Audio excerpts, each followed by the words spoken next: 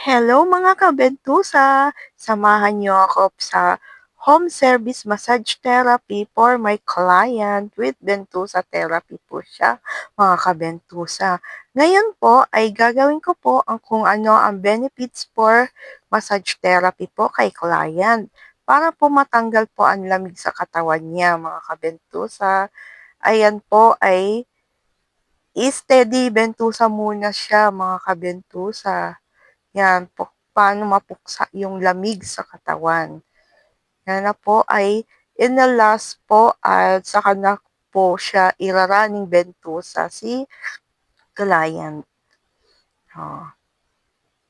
Kung saan part na meron lamig sa katawan si client. Diba, mga kabentusa? Legit naman po yung massage therapy ko po kay client.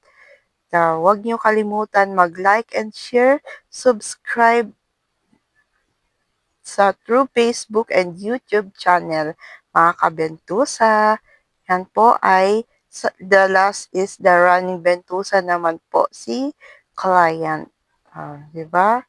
Kung paano ko po the last naman yung hilot ko po sa whole body massage therapy po siya, mga kabentusa. Running bentusa ko muna siya bago ko matapos yan. Thanks for watching mga kabentusa. See you on next vlog.